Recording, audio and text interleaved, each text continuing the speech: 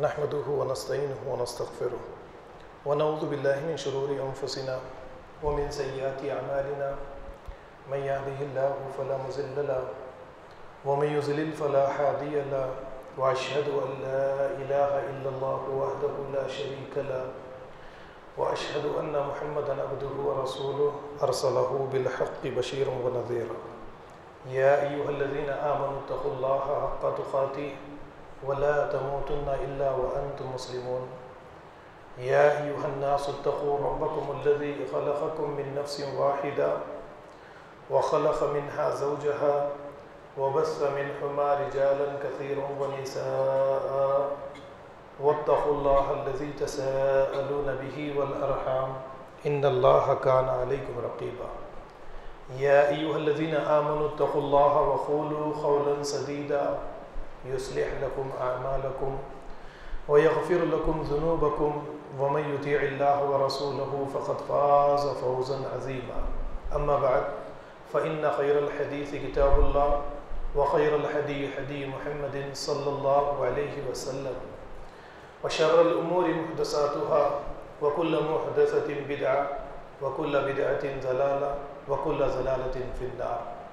قال الله تعالى في القرآن المجيد فإذا قرأت القرآن فاستعذ بالله من الشيطان الرجيم. أعوذ بالله السميع العليم من الشيطان الرجيم بسم الله الرحمن الرحيم. وإذ ابتلى إبراهيم ربه بكلمات فأتمهن قال إني جاعلك للناس إماما. معزز حاضرین، جیسا کہ آپ کے سامنے پچھلے دو خطبہ جمعہ سے ایک قصہ آدم اور ابلیس کو لا کر قرآن کریم کی روشنی میں اس واقعے کو پیش کرنے کی کوشش کی گئی کہ جس میں حضرت آدم علیہ السلام اور ابلیس کا ذکر کر کے اللہ رب العالمین نے دو کرداروں کو ہمارے سامنے پیش کیا ہے، اور اس کے بعد میں حضرت نوح علیہ السلام کے واقعے کو میں نے سورہ ہود کی روشنی میں آپ کے سامنے پیش کرنے کی کوشش کی تھی، اور اس موقع پر حضرت نوح علیہ السلام کا یعنی وہ واقعہ میرے سامنے آیا جس میں حضرت نوح علیہ السلام نے اپنے پیارے بیٹے کنعان کو کشتی سے باہر دیکھ کر آواز دی اور کہا تھا کہ اے میرے پیارے بیٹے کشتی میں سوار ہو جا، ان قریب اللہ کا عذاب آنے والا ہے اور سارے لوگ ہلاک کر دیے جائیں گے۔ اس وقت میں بیٹے نے جو جواب باپ کو دیا وہ ساری باتیں میں نے آپ کے سامنے رکھی، اور اس کے بعد میں یعنی خطبے کے اختتام میں نے اس بات کا اعلان آپ کے سامنے کیا تھا کہ حضرت ہود علیہ السلام کے واقعے کو آپ کے سامنے یعنی آنے والے جمعے میں پیش کیا جائے گا، لیکن پھر میں نے غور کیا کہ محرم کا مہینہ آج یا کل سے شروع ہو جائے گا، لہذا محرم کے مہینے سے متعلق کچھ ضروری باتیں بھی آپ کے سامنے رکھنا بے انتہا ضروری ہے، اور پھر اس کے بعد اسی کے ساتھ ساتھ مجھے حضرت نوح علیہ السلام کے اس واقعے کے ذریعے سے ایک چیز مجھے یہ بھی ملی کہ محرم کے مہینے میں جو غلط فہمیاں ہمارے بیچ میں ہیں، ان غلط فہمیوں کو صاف کرنے کے لیے یہ حضرت نوح علیہ السلام کا واقعہ، آپ کا نسبی رشتہ، آپ کا نسلی تعلق، یہ ایک بڑا اہمیت رکھتا ہے کہ بعض باتیں ہمارے بیچ میں جو غلط فہمیاں ہیں، جو باتیں بیٹھی ہوئی ہیں، ان باتوں کو قرآن کریم کی چند آیات کو لے کر، صحیح احادیث سے چند واقعات کو رکھ کر ان باتوں کا ازالہ، ان باتوں کو دور کیا جا سکتا ہے۔ میں نے پچھلے خطبہ جمعہ کے موقع پر ہی زور دیا آپ لوگوں کے سامنے کہ اللہ رب العالمین خونی رشتے سے زیادہ اسلام میں دین کے مسئلے میں خونی رشتے سے زیادہ اللہ رب العالمین ایمانی رشتے کو زیادہ قدر اور زیادہ فضیلت دیتے ہیں۔ تو میں نے اس موقع پر ایک بات آپ کے سامنے یہ رکھی تھی کہ ہم مسلمانوں کے لیے یہ ضروری ہے کہ خونی رشتے سے زیادہ ہم اپنے ہم مسلک، ہم خیال، ہم فکر، با ایمان لوگوں کا خیال کرنے والے بن جائیں۔ تعلقات کی بنیاد اسلام ہو، دین ہو۔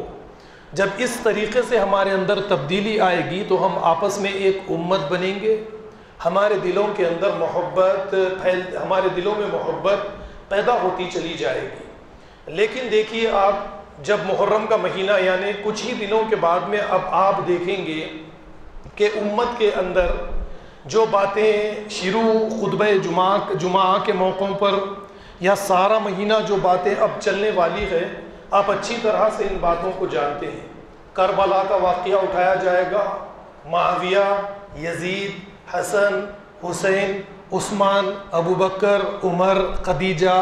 عائشہ، انہی چند کرداروں کے اوپر اب گفتگو شروع ہوگی۔ اور امت یعنی شیعہ حضرات میں بھی کئی فرقے ہیں، لیکن اس مسئلے میں سارے فرقے ایک ہو جائیں گے، اور سنیوں کے اندر بھی کئی فرقے اہل سنت والجماعت میں ملیں گے، لیکن اس مسئلے میں سارے اہل سنت اب بریلوی،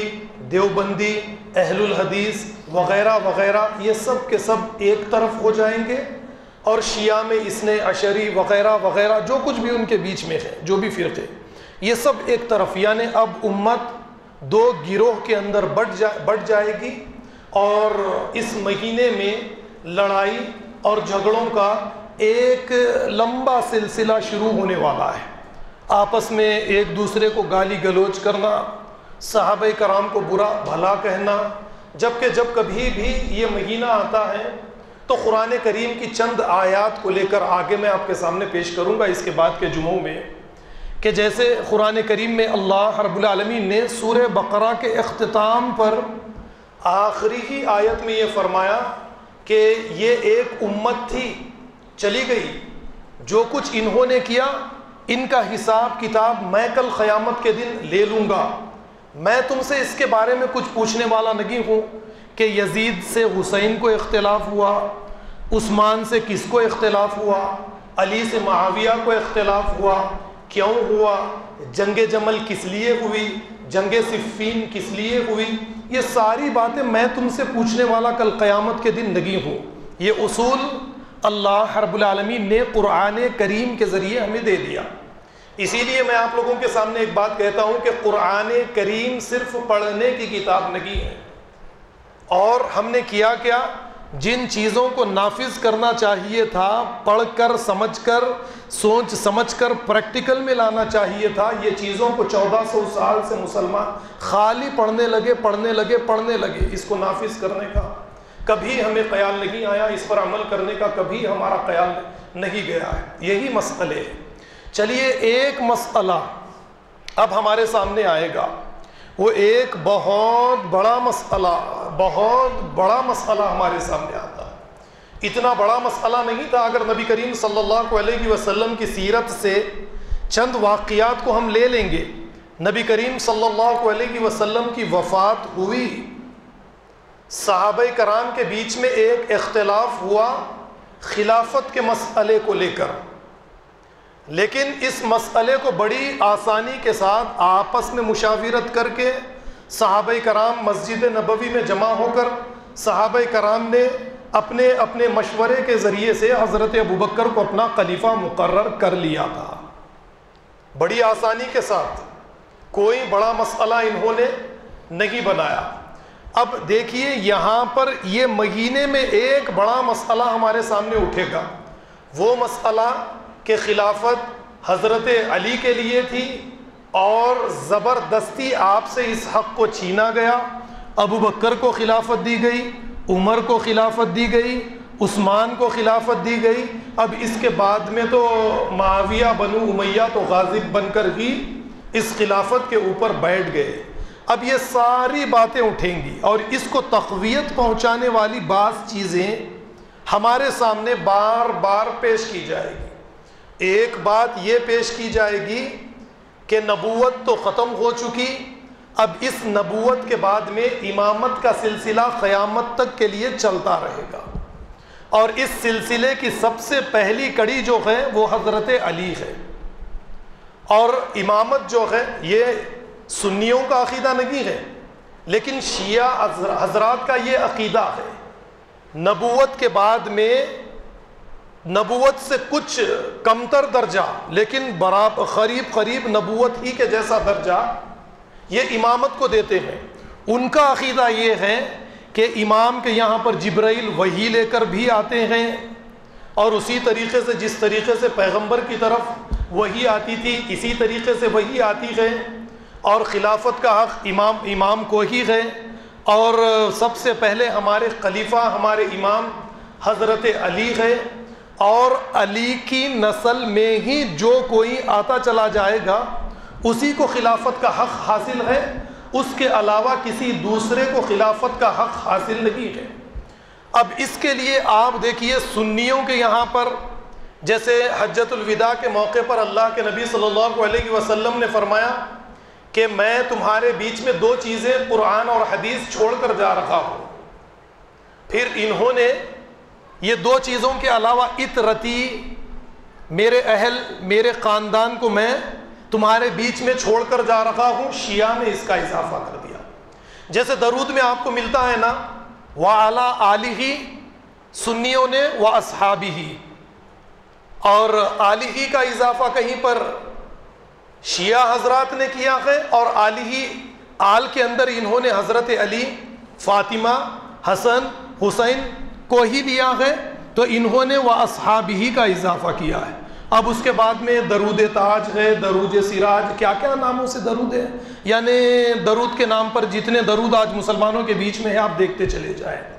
تو اب اس کے لیے جیسے یہ کہا جاتا ہے کہ ایک روز نبی کریم صلی اللہ علیہ وسلم ایک چادر لے کر آئے، اور اس چادر میں علی کو کیا، فاطمہ کو اس چادر میں بلایا، حسن کو اس چادر میں بلایا، حسین کو اس چادر میں بلایا، اور پھر یہ چادر اڑھا کر یہ کہا کہ یہ میری آل سے ہے۔ چلیے ان تمام باتوں کو قرآن کریم پر پیش کریں گے۔ جیسا کہ پچھلے خطبہ جمعہ ہی کے موقع پر میں نے حضرت نوح علیہ السلام کے واقعے کو لایا، اور جب کشتی پانی میں سوار ہونے لگی اس وقت میں حضرت نوح علیہ السلام نے اپنے بیٹے کو ایک پہاڑ کی چوٹی پر پایا، اور اسی وقت میں دیکھ کر بیٹے کو آواز دی وَنَادَى نُوحٌ ابْنَهُ یا بنی ارکب معنا ولا تکن مع الکافرین، کہ اے میرے پیارے بیٹے سیلاب آنے والا ہے، سب ہلاک ہونے والے ہیں، لہٰذا میری کشتی میں، اس کشتی میں تو سوار ہو جا۔ تو بیٹے نے باپ سے یہ کہا کہ اے میرے والد، قال سآوی الی جبل یعصمنی من الماء قال لا عاصم اليوم من امر اللہ، کہنے لگا کہ میں کسی پہاڑ کی چوٹی پر بیٹھ کر اپنے آپ کو بچا لوں گا۔ نوح نے سمجھایا، باپ نے سمجھایا کہ بیٹا ایسا ہونے والا نہیں ہے، کشتی میں سوار ہو جا، آج اللہ کے اس عذاب سے کوئی بچانے والا نہیں، الا من رحم ربی، سوائے اس کے جس پر اللہ رحم کر دے۔ لیکن بیٹے نے انکار کر دیا۔ اللہ نے فرمایا وحال بینہم الموج فکان من المغرقین، اور ایک موج نے آ کر اس کو غرق کر دیا، ہلاک کر دیا۔ اب آپ یہاں پر رشتہ دیکھیے نسلی، یعنی قرآن کریم نے جس انداز میں ذکر کیا ہے،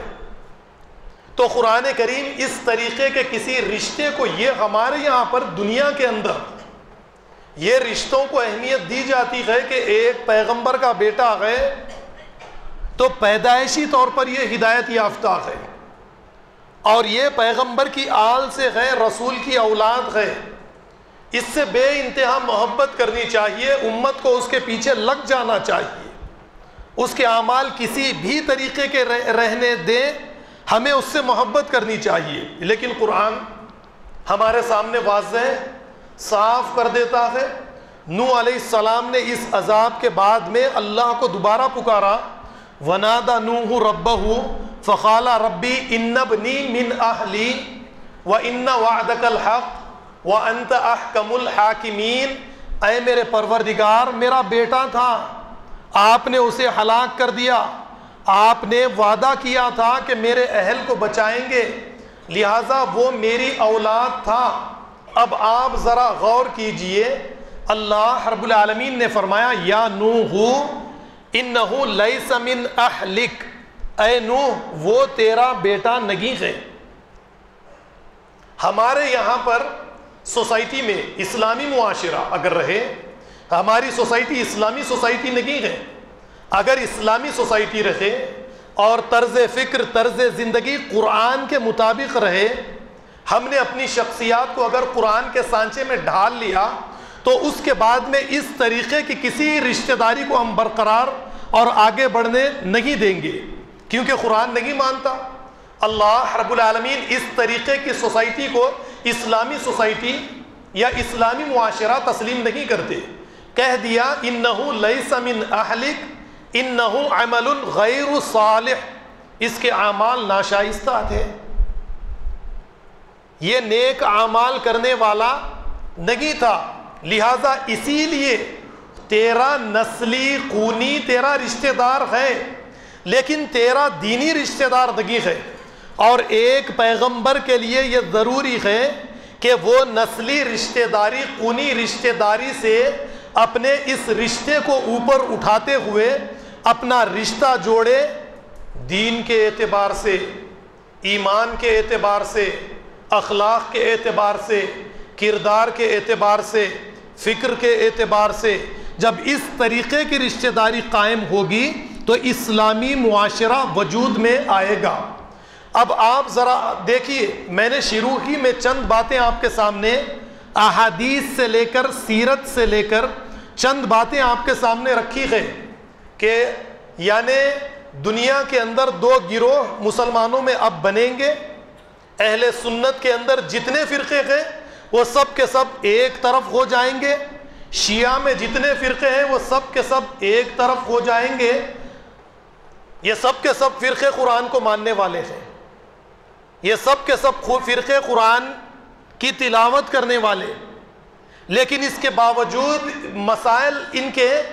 دن پہ دن سلجھنے کے بجائے بگڑتے چلے جاتے۔ قرآن کریم کی یہ آیات ہمارے سامنے نہیں ہیں، ہم نے قرآن کریم کے ذریعے سے زندگی لینے کا یہ طریقہ جو صحابہ کرام زندگیاں لیتے تھے، اس طریقے کو ہم نے چھوڑ دیا ہے۔ یہ حضرت نوح علیہ السلام کا واقعہ سورہ ہود سے لے کر میں نے آپ کے سامنے رکھا ہے۔ اب شیعہ حضرات جو دلیل پکڑتے ہیں، دیکھیے اب یہی دلیل سنی بھی پکڑنے لگے۔ سورہ شورا کی ایک آیت ہے اور یہ آیت کا بیچ کا حصہ لیتے ہیں، وہ حصہ یہ ہے قل لا اسألکم علیہ اجرا الا المودۃ فی القربى، یعنی پیغمبر جو بھی پیغمبر ہوتے نبی کریم صلی اللہ علیہ وسلم کے علاوہ اپنی قوم کے بیچ میں جو رسالت کا کام انجام دیتے، اس کے بدلے میں کہتے کہ دیکھو میں تم سے اس کام کی کوئی اجرت نہیں مانگتا، مجھے تم سے اس کا کوئی اجر نہیں چاہیے، لیکن اپنے رشتہ داروں کی محبت چاہتا ہوں، تمہارے رشتہ داروں کی محبت چاہتا ہوں۔ اس آیت کو لے کر شیعہ حضرات اب یہ کہتے ہیں کہ دیکھو نبی کریم صلی اللہ علیہ وسلم نے یہ فرمایا، لیکن بات ایسی نہیں ہے۔ نبی کریم صلی اللہ علیہ وسلم نے جس جانب مشرکین عرب، آپ جانتے ہیں کہ اللہ کے نبی صلی اللہ علیہ وسلم کا خاندان قریش کے اندر ایک اعلیٰ ایک معزز خاندان، بنو ہاشم سے آپ تھے، آپ کے دادا عبد المطلب آپ کے دادا، اور اس کی کئی شاخیں تھی، تو اس کے اندر قریش کے اندر اس کی کئی شاخیں تھی، اور اس میں آپ دیکھیے کہ قریش کے یہاں پر جتنے اشخاص جس کا ذکر قرآن میں ہمیں ملے گا، سیرت کی کتابوں میں ہمیں اچھا کردار ملے یا برا کردار ملے، احادیث میں ہمیں اچھا کردار ملے یا برا کردار ملے، جیسے ابو لہب ہے، تھا تو اللہ کے نبی صلی اللہ علیہ وسلم کا چچا، عباس ہے، ایمان لانے سے پہلے تو آپ مشرک تھے، اور بہت سارے چاچا ایمان لانے سے پہلے تو مشرک تھے۔ یہ سب کے سب قریش آپس میں ایک دوسرے کے رشتہ دار تھے، اور یہ آپس میں ایک دوسرے سے صلہ رحمی کرتے تھے، ایک دوسرے سے بے انتہا محبت کرتے تھے۔ لیکن جب نبی کریم صلی اللہ علیہ وسلم نے دعوت اور تبلیغ کا کام شروع کیا اور انہی کے قبیلے سے بعض اشخاص ایمان قبول کرنے لگے، با ایمان ہونے لگے، تو ان کے اوپر مظالم کے انہوں نے پہاڑ ڈھانے شروع کر دیے. اسی لیے تو نبی کریم صلی اللہ علیہ وسلم کو ایک چھوٹے سے حصے شعیب بنی نام یاد نہیں آ رہا ہے، لیکن ایک حصے کے اندر آپ محصور ہو کر رہ گئے، کئی دنوں تک آپ کو رہنا پڑا، اور پھر اسی کے ساتھ ساتھ بعد میں آپ کو ہجرت کرنی پڑی. تو یہ آیت جو اتری، نبی کریم صلی اللہ علیہ وسلم نے مشرکین عرب سے یہ کہا کہ دیکھو میں نے یہ جو دین کا کام تمہارے بیچ میں شروع کیا ہے، اب جو لوگ ایمان لانے لگے ان پر تم ظلم کرنے لگے، ان کا کھانا تم نے بند کر دیا، ان سے میل جول تم نے بند کر دیا، ان کے اوپر بے انتہا تم ظلم کرنے لگے. کم سے کم جو رواج قریش کے اندر مکہ کی سرزمین پر جاری تھا، یہ سب کے سب تمہارے رشتہ دار ہیں، میرے رشتہ دار ہیں، تو کم سے کم اس رشتہ داری کے لیے محبت کو تو برقرار رکھو. اس آیت کو لے کر اب یہاں پر آل کو نبی کریم صلی اللہ علیہ وسلم کی اولاد کو لانے کی کوشش کی گئی ہے. لیکن قرآن کریم سے ہم سوال کریں گے، قرآن کریم کی ہم تلاوت کریں گے، قرآن کریم صاف ہمارے سامنے یہ بات پیش کر دیتا ہے کہ کوئی پیغمبر کا بیٹا بھی رہے، اس کے اعمال ناشائستہ رہے، اللہ اسے تسلیم نہیں کرتے. اللہ کی نظر انسانوں کی نظر کے جیسی نہیں ہے. اللہ کو یعنی انسانوں جیسے جذبات، انسانوں جیسی محبت نہیں ہے. دنیا میں مکافات عمل کا ایک اصول اللہ نے بنا دیا ہے، جیسی کرنی ویسی بھرنی ہے. چاہے وہ پیغمبر کا بیٹا کرے، پیغمبر کی بیوی کرے، پیغمبر کا باپ کرے، فرعون کی بیوی کرے یا کسی کا بیٹا کرے، جو بھی کرے گا وہ کسی کی اولاد رکھے، اللہ نے یہ اصول، یہ قانون اپنے لیے لازم کر لیا. وَلَن تَجِدَ لِسُنَّتِ اللَّهِ تَبْدِيلًا، اس سنت کے اندر اللہ تعالیٰ تبدیلی لانے والے نہیں ہے. لا اکراہ فی الدین، دین میں کسی قسم کی کوئی زبردستی کرنے والے اللہ تعالیٰ نہیں ہے. ہدایت کا راستہ نوح کے بیٹے کے لیے واضح ہے، فرعون کی بیوی کے لیے واضح ہے، ابراہیم کے باپ کے لیے صاف ہے، لوط کی بیوی نوح کی بیوی کے لیے صاف ہے. کوئی زبردستی نہیں ہے. ماننا ہے مانے دنیا میں، نہ ماننا ہے نہ مانے دنیا میں. اللہ کا قانون، اللہ کے قانون میں کوئی تبدیلی ہونے والی نہیں. یہ سورہ نوح سے میں نے چند آیات حضرت نوح علیہ السلام کے بیٹے کو لے کر آپ کے سامنے پیش کی ہے. اب اس کے بعد میں چلیے پچھلے خطبہ جمعہ کے موقع پر میں نے یہ آیات آپ کے سامنے رکھی، لیکن دوبارہ آپ کے سامنے یادداشت کے لیے پیش کر رہا ہوں. سورہ تحریم کی طرف چلیے. بڑی بہترین مثال اللہ